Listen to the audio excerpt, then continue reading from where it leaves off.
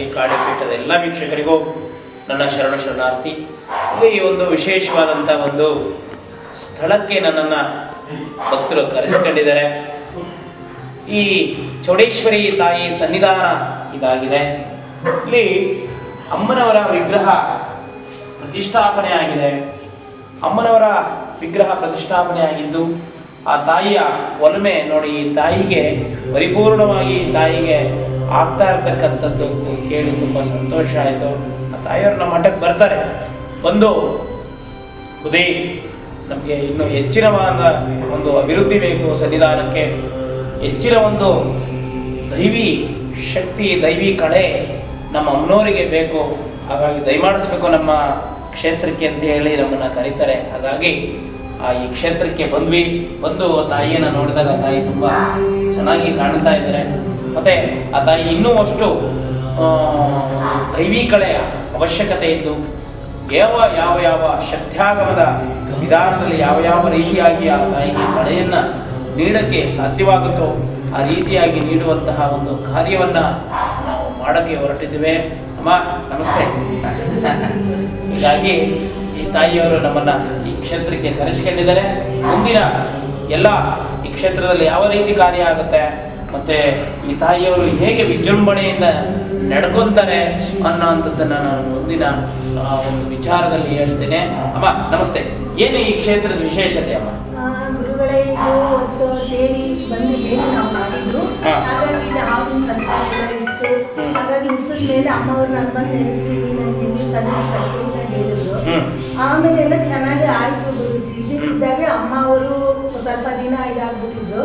ನಾವು ಏನಕ್ಕೆ ಏನು ಅಂತ ಕೇಳಿದವಾಗ ನನಗೆ ಇಲ್ಲಿ ಪ್ರತಿಷ್ಠಾಪನೆ ಮಾಡಿರೋದು ಸರಿ ಇಲ್ಲ, ಹಾಗಾಗಿ ನನ್ನ ಒಂದು ಇದರಿಂದ ಗುರುಗಳಿಂದ ನೀವು ಸರಿ ಮಾಡಿಸ್ಬೇಕು ಅಂತ ಆಜ್ಞೆ ಮಾಡಿದ್ರು. ನಾವು ಯಾರು ಅಂತ ಕೇಳಿದಾಗ ನಿಮ್ಮನ್ನು ತೋರಿಸಿದ್ರು ಗುರುಜಿ ಅವರು, ನಿಮ್ಮ ಒಂದು ಇದು ನಮಗೆ ತಿಳಿಸಿದ್ರು. ಹಾಗಾಗಿ ನಾವು ನಿಮ್ಮನ್ನು ಹುಡ್ಕೊಂಡು ಬಂದ್ವಿ. ನಿಮ್ಮ ಕಡೆಯಿಂದ ಅಮ್ಮನವ್ರಿಗೆ ಸರಿ ಹೋಗ್ಬೇಕು ಅಂತ ಆಜ್ಞೆ ಮಾಡಿದ್ದಾರೆ. ಹಾಗಾಗಿ ನಿಮ್ಮನ್ನೇ ನಂಬಿ ಬಂದ್ವಿ. ನಿಮಗೆ ಕನಸಲ್ಲೆಲ್ಲ ಕಾಣೋದಿಯಮ್ಮ? ಹೌದು. ಆಮೇಲೆ ಸರ್ಪರೂಪದಲ್ಲಿ ಬರೋದಿಲ್ಲ, ನಿಜವಾಗ್ಲೇ ಕಾಣೋದು. ನಿಜವಾಗ್ಲೇ ಕಾಣೋಣ?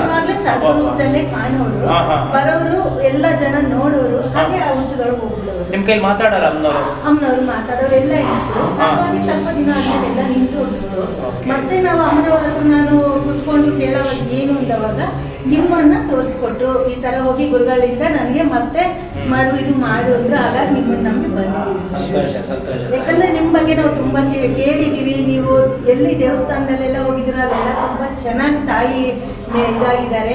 ಹಾಗಾಗಿ ತಾಯಿ ನಮಗೂ ನಿಮ್ಮ ಬಗ್ಗೆನೇ ಆಜ್ಞೆ ಕೊಟ್ಲು. ಹಾಗಾಗಿ ನಿಮ್ಮನ್ನ ನಂಬಿ ಬಂದಿದ್ದೀವಿ. ವೀಕ್ಷಕರೇ, ಭಕ್ತಿ ಎನ್ನುವಂಥದ್ದು ಮಹಾ ದೊಡ್ಡದು. ಈ ಒಂದು ಕಲಿಗಾಲದಲ್ಲೂ ಕೂಡ ತಾಯಿ ಮನುಷ್ಯನ ಜೊತೆ ಮಾತಾಡ್ತಾಳೆ. ಯಾಕೆ ಮಾತಾಡಬಾರ್ದು ಅನ್ನುವಂಥ ಪ್ರಶ್ನೆ ಒಳಗೆ, ಅನ್ನುವಂಥ ನಂಬಿಕೆ ಒಳಗೆ ಇರ್ತಕ್ಕಂಥ ಏನು ಆಸ್ತಿಕರೆಲ್ಲರೂ ಇದ್ದಾರೆ. ಈ ಆಸ್ತಿಕರೆಲ್ಲರೂ ಕೇಳ್ಕೊಳ್ಳಿ, ತಾಯಿ ಜೊತೆ ಅಮ್ಮನವರು ನೇರವಾಗಿ ಮಾತಾಡೋರಂತೆ, ನೇರವಾಗಿ ಕಾಣೋರಂತೆ. ಆ ಕಂಡು ನನಗೆ ಇದೇ ರೀತಿಯಾಗಿ ಸ್ಥಾಪನೆ ಮಾಡಿಸ್ಬೇಕು, ಇದೇ ರೀತಿಯಾಗಿ ನನ್ನನ್ನು ತಂದು ಇಲ್ಲಿ ನೆಲೆಸಬೇಕು, ನಾನು 100 ಜನ ಭಕ್ತರಿಗೆ ನಾನು ನೆರಳನ್ನು ಕೊಡ್ತೀನಿ, ಅವ್ರು ಬೇಡಿ ಬಂದಂಥ ಸಂಕಷ್ಟಗಳನ್ನು ನಿವಾರಿಸ್ತೀನಿ ಅಂತ ವಾಗ್ದಾನ ಕೊಟ್ಟಂಥ ಪ್ರತಿದಿನ ವಾಗ್ದಾನವನ್ನು ತಗೊಂತಾ ಇರ್ತಕ್ಕಂಥ ಮಹಾ ತಾಯಿ ಇವರಾಗಿದ್ದಾರೆ. ಹಾಗಾಗಿ ಆ ತಾಯಿ ಹೇಳಿದ ಒಂದು ವಾಕ್ಯದಂತೆ ನನ್ನನ್ನು ತೋರಿಸಿದ್ದಾರೆ. ನಾನು ಕೂಡ ಈ ಕ್ಷೇತ್ರಕ್ಕೆ ಬಂದು ಆ ತಾಯಿಯ ಒಂದು ಸೇವೆಯನ್ನ ಮಾಡ್ತಕ್ಕಂಥ ಎಲ್ಲ ಪ್ರಯತ್ನವನ್ನು ಮಾಡ್ತೇನೆ. ಶರಣಾರ್ಥಿ ವೀಕ್ಷಕರೇ. ಹೇಳಿದ್ದಾರೆ ನಿಮ್ಮಿಂದ ಇದು ಇನ್ನು ದೊಡ್ಡ ಕ್ಷೇತ್ರ ಆಗುತ್ತೆ ಅಂತ ಹೇಳಿದಕ್ಕೆ ಗುರುಗಳೇ ನಿಮ್ಮ ನಂಬಿ ಬಂದಿದ್ದೀವಿ. ಆಯ್ತು ತಾಯಿ, ಆ ತಾಯಿನೇ ಹೇಳಿದ್ರ? ಹೌದು, ಹಾಗಾಗಿ ಬಂದಿದ್ದೀವಿ.